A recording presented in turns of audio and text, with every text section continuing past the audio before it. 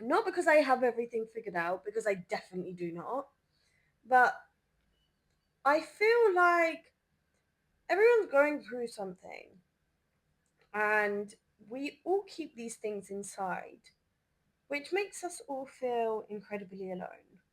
Because whilst there's people that can relate to you or may have gone through the same thing, in this day and age, it feels like when you're going through hardship or going through a situation that you might not have heard about, or you don't know necessarily someone that's been through it, you feel so alone. I have been through so much in the past, let's say 6 years, that I could write a book. I really, really could. I don't know if I want to.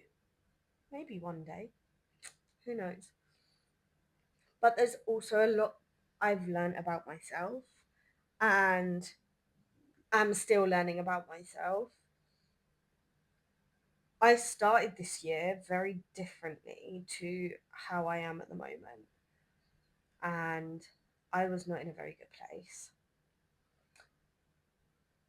But that's going to change. That is changing because I've decided to actually put myself first for once in my life. And I need to stop.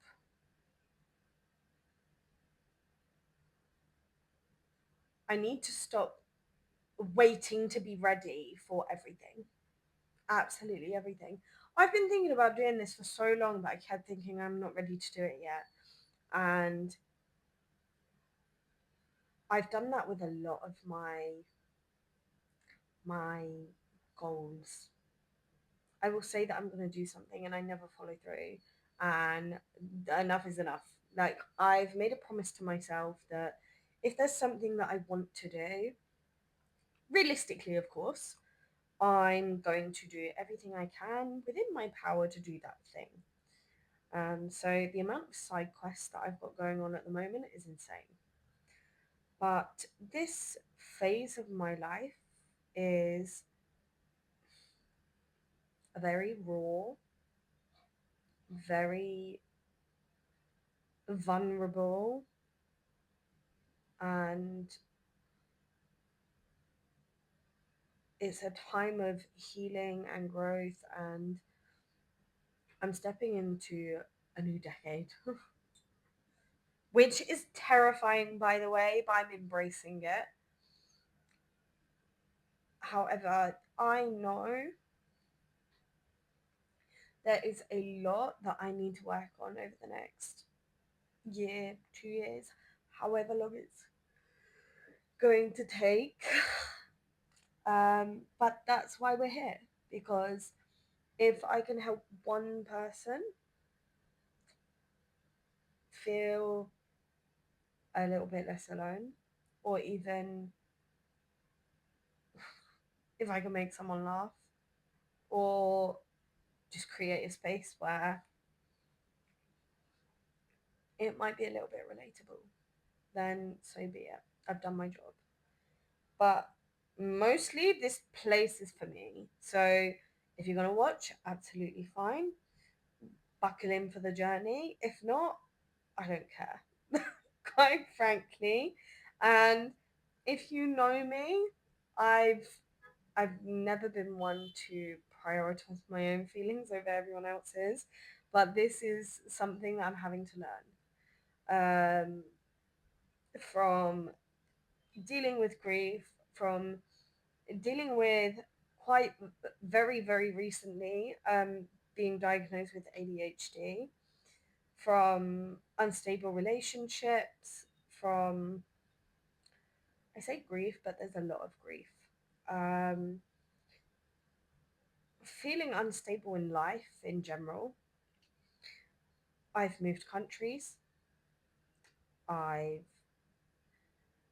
had a recent health diagnosis, which is another layer to the onion, as I should say. Um, but there's a lot of things that I need to unpack, and you can do that with me. This phase of my life is rediscovering myself because I I very much have learned that in order to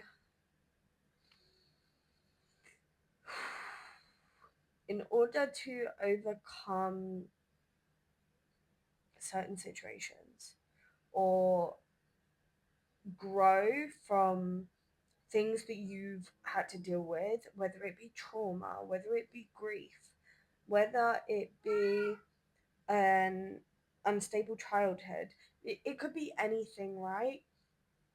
You have to go through it. And I'm starting to learn that the hard way. So take my advice when I say if you're suppressing your emotions, they will come out one way or another. Fact. I am so grateful for everything that I have in life. And I'm grateful to know that I'm going to be okay. Because if you asked me 6 years ago, I'd probably disagree. But I'm now having to learn who I am underneath the masking, underneath the people pleasing, underneath trying to be a person for everyone else and not for myself. But it's essentially a major identity crisis at this moment in time, which is fine. It gives me something to work on, but it's got its ups and downs. So when I say just feel whatever you're feeling and sit with it and like just just watch it go by. Emotional maturity and emotional availability are one of the two strongest things that you can have in your life. Knowing how to deal with your own emotions is one of them because it's no one else's problem what you're going through. You can blame whoever you like, but emotionally, you're the only one that can fix whatever you're going through. And I'm not talking about going through abuse or going through traumatic events. I am talking about the feeling you have inside of you, like whatever you've been through in life, the feelings that you have inside of you, you are the only one that can resolve them. So don't start projecting it onto other people. Don't say it's this person's fault, it's that person's fault. Yeah, it might be, but are they going to fix it? No. Don't blame the entire world for the way that you feel about your life. It's either going to make you or it's going to break you. You can go one way or you can go the other way. One of them is probably going to end up really positive, the other one, not so much. I am speaking from experience, not because I blamed everyone else, but because I didn't see light at the end of the tunnel. I went through so many things, one after the other, that it was clouded. It was seriously clouded. And at the time, I did not know that I had ADHD. I was actually diagnosed BPD when I was 18 years old. But if whatever I was dealing with was ADHD,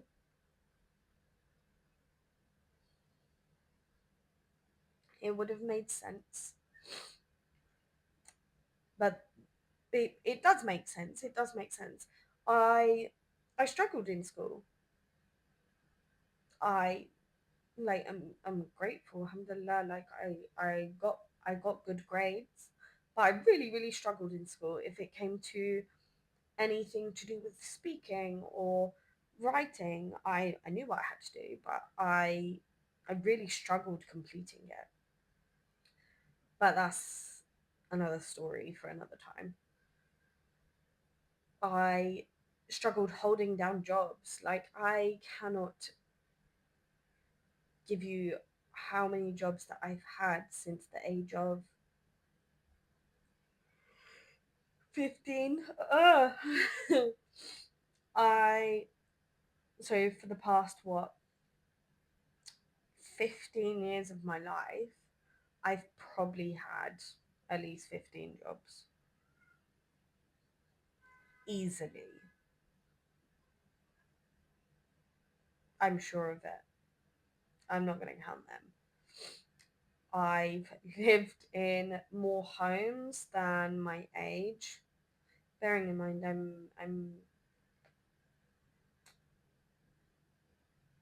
I'm 29,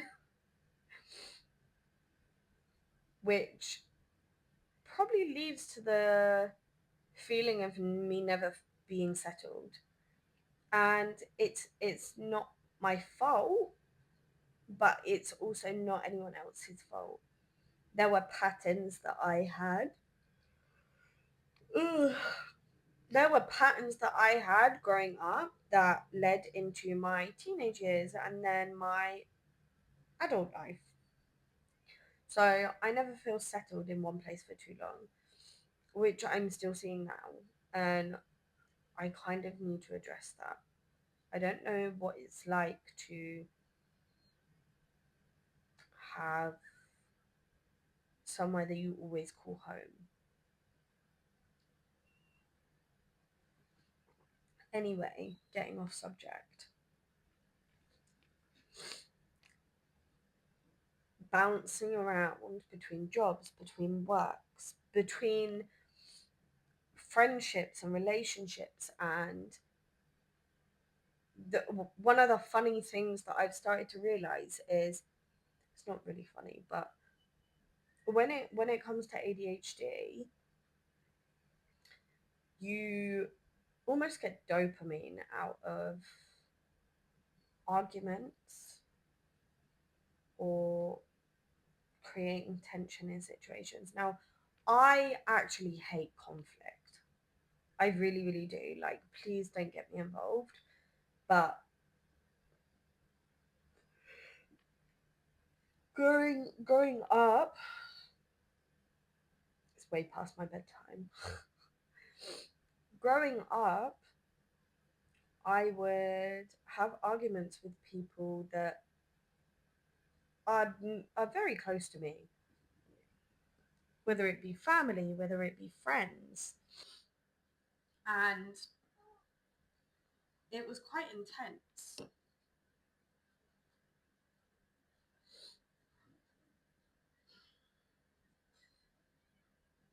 However, it would be like a bit of a buzz, I think. It's quite vulnerable to say because I don't like talking about how negative situations came across mentally. But all these emotions that I used to deal with, I used to use different outlets of essentially suppressing them. Like I chose very bad choices when I was growing up. Essentially, it came down to the people that I was surrounded by, but not just the people, the environment, especially where I was living, because everyone's doing the same thing, right? And you don't think anything of it. Now, did I enjoy it at the time? Yeah, most probably, but the after effects were 10 times worse. because 3 days would go by where I was aggravated or unable to communicate. And I used to work in quite a lot of customer faced roles, whether it be um, I used to lifeguard. There was times that I wouldn't go to sleep and I'd rock up for a 5 a.m. shift and I'd work for 16 hours.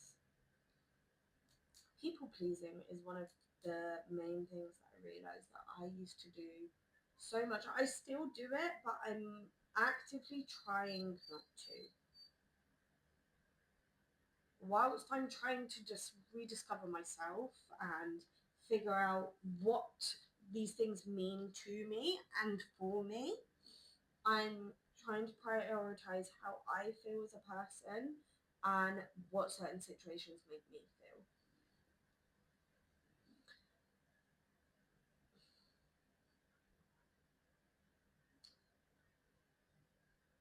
I don't want to be a people pleaser anymore. I've spent too long living for others when I could have been doing so much more. But whatever's happened has happened, and I'm just looking forward now. There's going to be so many things that come up in life that are out of our control, but this is one of mine that I can control. And whilst I have certain outlets in my life, things have taken a bit of a shift recently, and I'm having to do a lot of mental work, which is hard, by the way.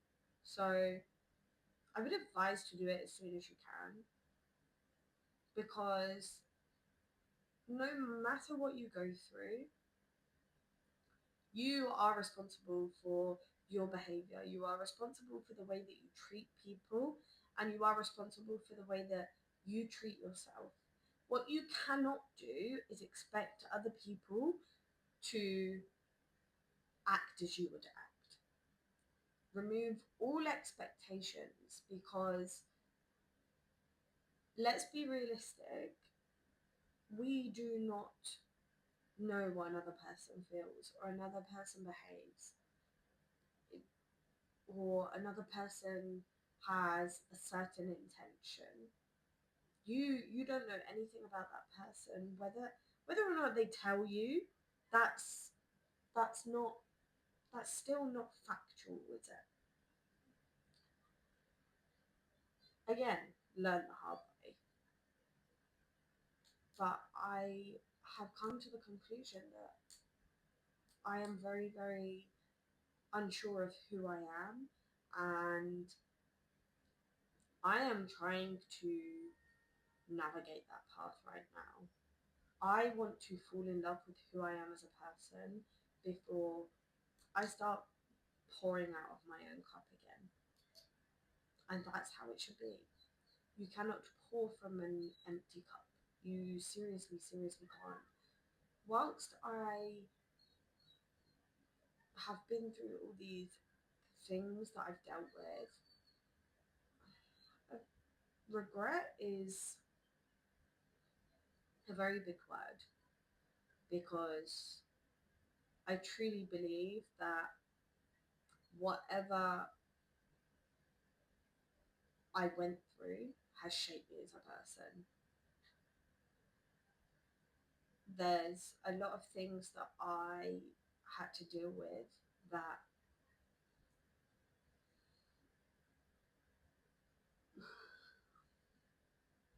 have made me stronger, have made me more resilient, and has removed the BS from my life. Like, I don't have time for it anymore. I will give my time to people that show me they are deserving of it. But when it comes down to like showing up for other people, best believe I'm not gonna pour from an empty cup anymore. I'm really, really not. I am so grateful to have the certain people in my life that do not drain me, or they know when I'm tapped out.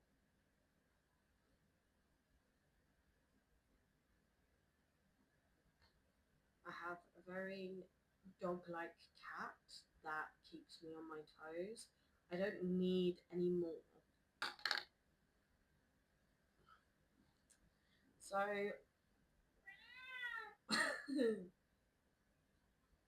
back to the subject in hand. This space is for me to unpack my feelings, my emotions, quite raw and vulnerable at times. There's things that I know that I'm going to talk about that are actually really I'm going to have to approach it with caution because I don't think I'm ready for what I'm about to feel and unravel. But what better way to do it? And I hope that I can look back on this one day and know that I did it for myself because that's what this comes down to. Everything that I'm doing now is for me and the future version of me because she deserves it. She really does. And I also want to be the best version of myself possible for those that I love and for those that I care about. And I want to show up at all times as someone who is sure of themselves. And I am now. It doesn't matter if I'm not 100% sure of who I am and that identity, but I am sure that I'm a good person and I love who I am, and that's not going to change. So, like I said, you can stick around or you can laugh at me, or to be honest, I genuinely do not care. This is not to please any other person. This is not to, I'm not even looking to gain anything from it apart from documenting what I'm dealing with and how I'm feeling. There's a lot of things that people don't talk about on a regular basis, and I feel like that stigma needs to be removed because everyone deserves a voice. Absolutely everyone deserves a voice. So if you're struggling with something, please reach out to to your loved ones, to professionals. I will listen to anyone that's got an issue. Like if it's going to make you feel heard, I will listen. But on that note, my cat is screaming at me. So we're gonna stop there. But it's been nice to just kind of open up about a few things. I don't even feel like I've got started, but stick around for the next episode, I guess.